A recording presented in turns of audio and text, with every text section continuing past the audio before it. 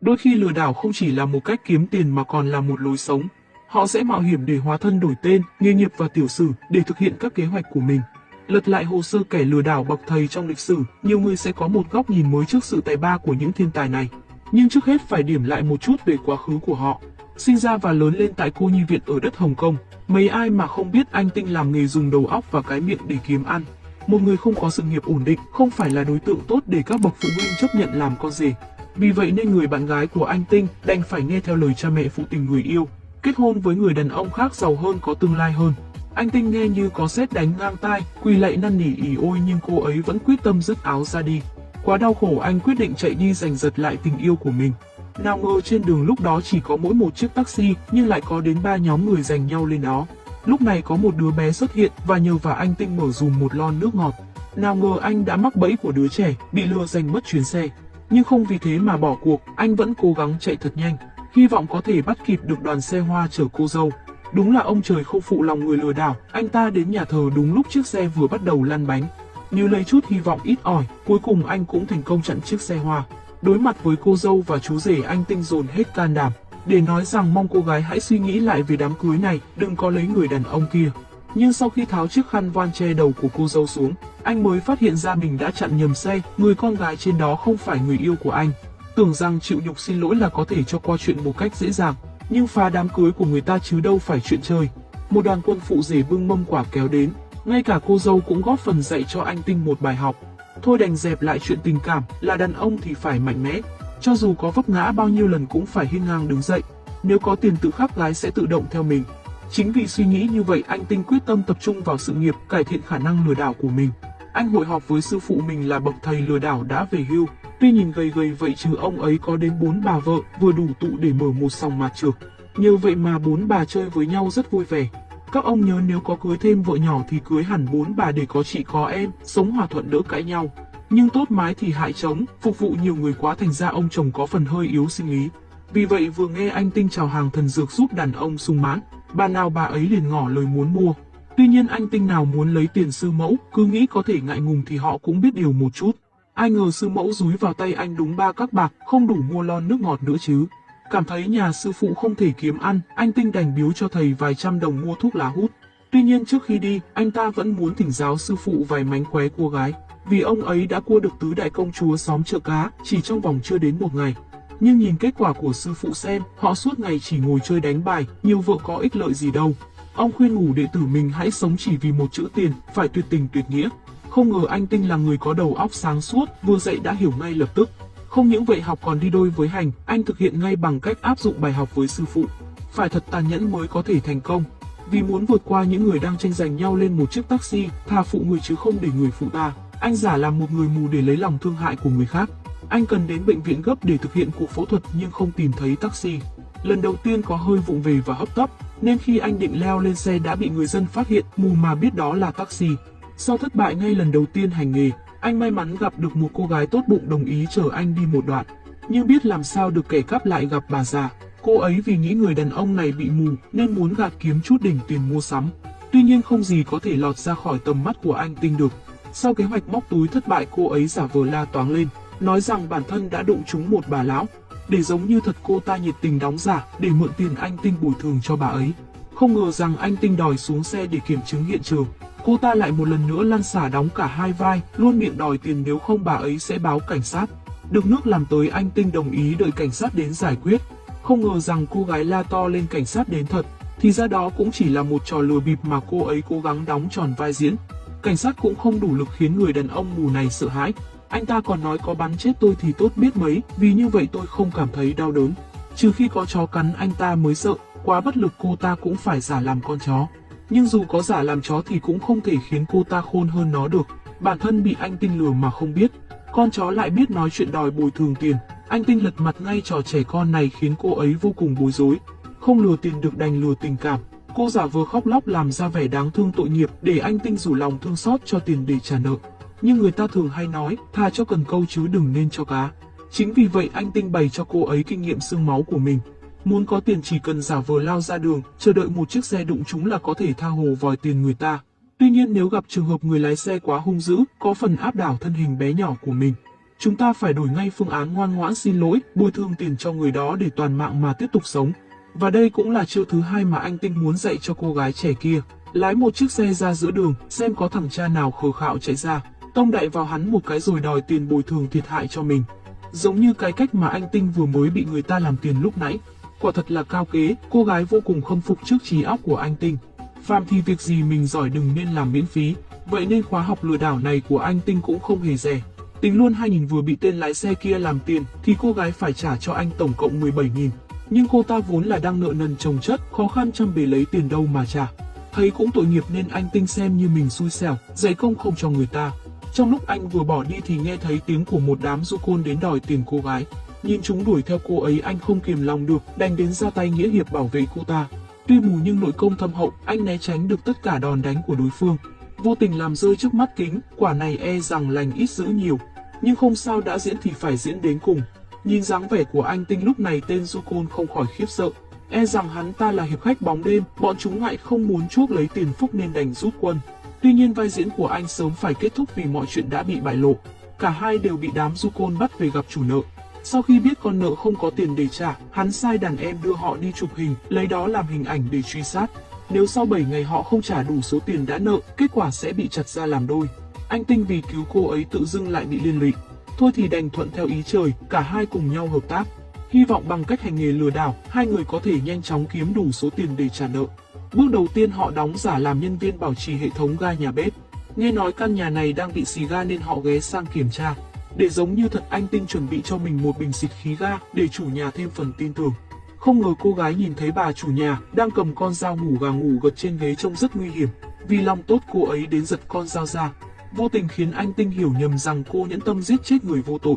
Chưa dừng lại ở đó, trong lúc hai người giằng co lấy lại con dao, cô bị mất đà lao vào nhà bếp, va chạm khiến ông chủ ngã sõng xoài xuống nền nhà, mặt dính đầy cà chua. Anh Tinh nhìn thấy lại nghĩ cô ấy một lần nữa giết người, đòi báo cảnh sát. Cô ta không hề có cơ hội giải thích, vì anh Tinh nghĩ cô ấy cầm con dao và muốn giết luôn anh để diệt khẩu. Anh ra sức khống chế cô ta, vô tình chạm vào chiếc điều khiển. Âm thanh ồn ào của chiếc tivi khiến ông bà chủ tỉnh giấc. Nhờ nhanh trí nên họ trốn thoát ra khỏi căn nhà xui xẻo đó. Vậy là họ đã lãng phí hết một ngày để kiếm tiền. Thời gian chỉ còn lại 6 ngày, cả hai ngao ngán đành phải vắt óc lập ra một kế hoạch khác, mục tiêu là một căn biệt thự vô cùng sang trọng. Ở một diễn biến khác của câu chuyện, tại nhà của tên chủ nợ xấu xa, hắn tiếp tục bắt giữ một con nợ để làm việc cho hắn. Được biết có một căn biệt thự vô cùng giàu có, bên trong cất giấu rất nhiều món đồ cổ đắt tiền. Chủ nợ yêu cầu người đàn ông này phải đột nhập vào trong đó và lấy chúng về cho ông ấy. Những thứ không phải đồ quý hiếm ông có thể bán để xài riêng. Tuy nhiên đột nhập vào nhà giàu không phải chuyện dễ, buộc lòng ông ta phải lập ra một kế hoạch vô cùng cẩn thận. Đầu tiên ông quan sát ngôi nhà, khi tay sai của ông đã dụ dỗ đám người hầu trong nhà đó ra ngoài, hằn lén để lại chìa khóa tiếp tay cho ông ấy. Cả bọn đột nhập vào căn nhà một cách dễ dàng. Tuy nhiên ông ấy không cho đám tay sai lấy đi số cổ vật đó. Vì ông nghe từ hộp thư thoại sẽ có một người đàn ông từ Mỹ đến căn nhà này để đầu tư. Đây là một món lợi vô cùng to lớn. Ông đã nghĩ ra một kế hoạch mới để có thể kiếm được nhiều tiền hơn. Họ biết được chủ nhà 1 tháng sau mới về, chính vì vậy ông ấy sẽ đóng giả làm chủ nhà, vừa gạt người khác vừa chiếm lấy hết số cổ vật. Nếu phi vụ này thành công, ông ta sẽ được chia đôi lợi nhuận. Sau khi sắp xếp xong đám hạ nhân trong nhà, ông ta hiên ngang trở thành chủ nhân của căn biệt thự. Tiếp đến phải tìm cho mình một người đóng vai vợ. Ông ta tìm đến một vũ trường gặp lại cô bạn gái năm xưa và rủ rê cô ấy tham gia vào phi vụ làm ăn lần này. Cả hai người bọn họ đã nhắm đến một căn biệt thự. Chủ nhân nơi đó đang đi nghỉ hè một thời gian. Vì vậy họ nảy sinh ý định đột nhập vào trong đó. Bên trong nhà giàu quả nhiên có khác, toàn những món đồ cổ quý giá đắt tiền. Tuy nhiên họ lại không lường trước tình huống này, mang theo một chiếc túi xách quá nhỏ không thể lấy được những món đồ to. Sau khi đi rà soát xung quanh căn nhà, cũng lấy được vài món quý giá có thể đựng vừa chiếc túi, họ rời khỏi ngôi nhà ngay lập tức.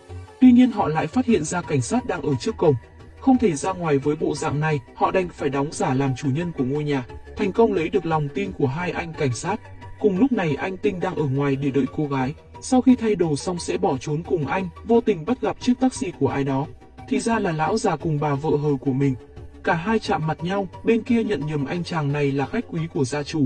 Anh Tinh thấy vậy nên đành tương kế tự kế, nhận mình chính là Jackie mới từ Mỹ bay về Hồng Kông. Tất cả mọi người đều tự nhiên bước vào ngôi nhà. Duy nhất chỉ có cô gái đi cùng anh Tinh là phải trốn chui trốn lùi.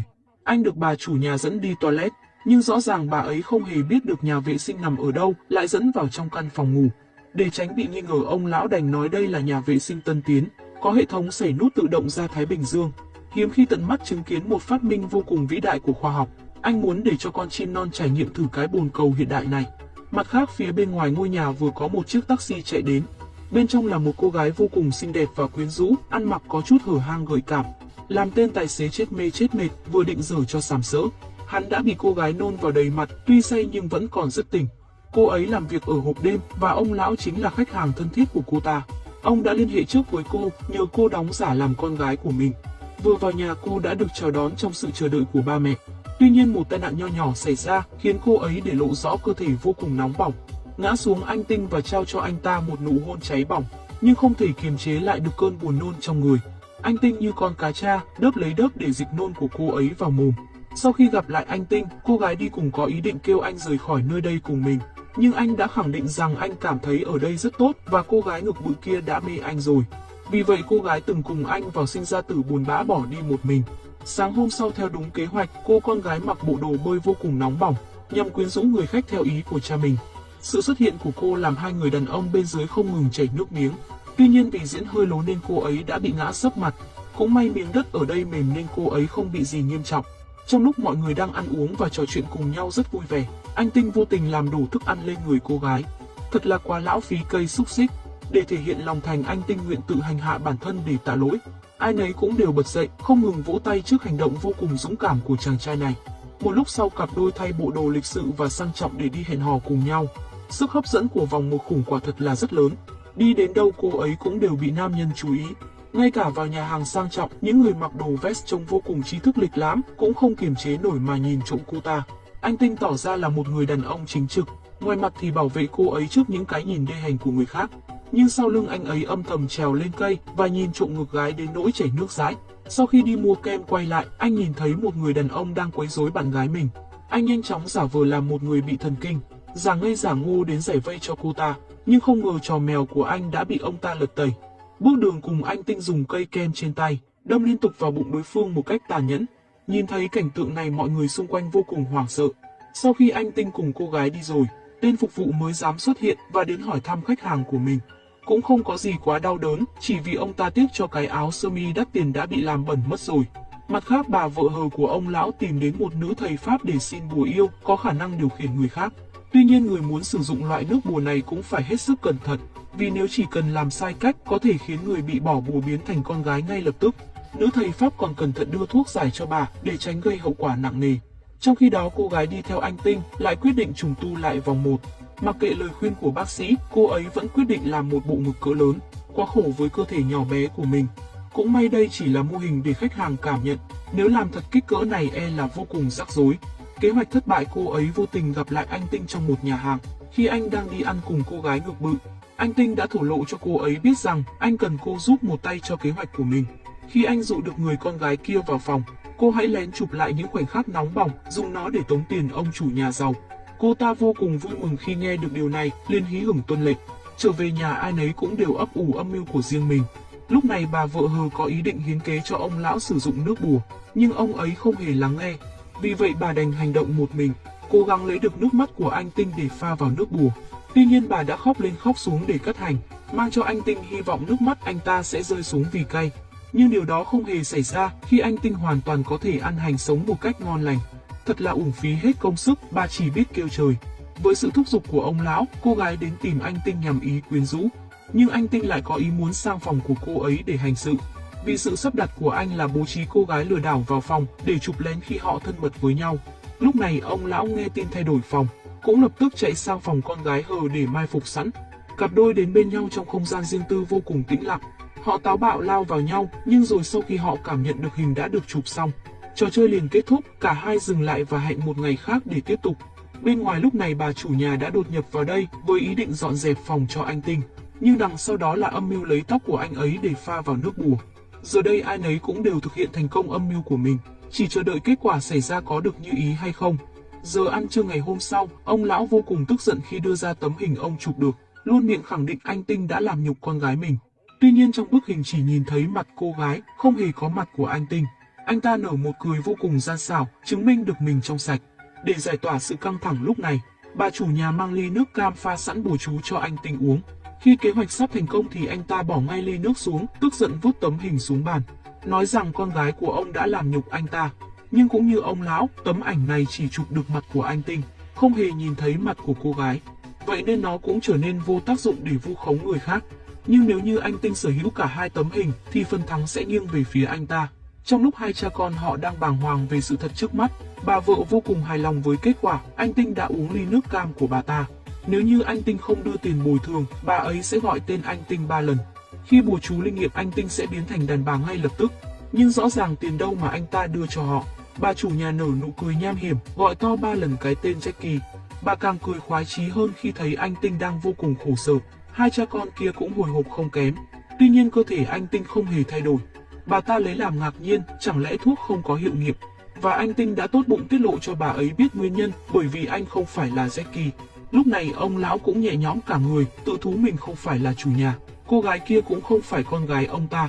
Họ còn cười tươi được khi nghe toàn bộ sự thật. Tuy nhiên ông lão phát hiện ra điều gì đó, liền đập bàn hỏi người đàn ông kia là ai và đuổi theo anh ta. Cả hai rượt đuổi nhau xuống dưới nhà. Họ lao vào tấn công đối phương bằng thế võ thái cực quyền vô cùng thâm hậu. Cuối cùng khi nghe anh Tinh nói thật tên mình, cô gái chợt nhận ra anh ta chính là người bạn thân lúc nhỏ khi cả hai còn ở cô nhi viện. Họ vui mừng khi gặp lại nhau. Riêng ông lão đang vô cùng đau khổ với số tiền mà mình đang nợ. Kế hoạch thất bại, chắc chắn chủ nợ sẽ không để ông yên thân. Tuy nhiên lâu quá không thấy anh Tinh trở về, cô gái lừa đảo đã mang một cái bụng bầu to tướng đến giải vây cho đồng bọn. Mặc kệ anh Tinh nói những người kia đều là đồng việc của mình, kêu cô hãy kết thúc vai diễn, nhưng cô ấy vẫn diễn rất sâu và nhập tâm. Chợt đầu anh Tinh lóe ra một ý tưởng. Cả hai bên vẫn sẽ tiếp tục đóng giả làm chủ nhà và người khách Hoa Kiều để lừa chủ nợ của nhau. Kỳ này anh còn nhờ sư phụ đến giúp đỡ. Không ngờ rằng khi họ chạm mặt nhau, tên chủ nợ nhận ra ngay anh Tinh và anh cũng nhận ra chủ nợ của mình. Nhanh trí anh đổi vai thành người con của chủ nhà, sau đó đẩy vai người khách Hoa Kiều cho cô gái siêu vòng một diễn. Theo kịch bản, cô gái rất tự tin khi trình bày kế hoạch làm ăn với đối tác.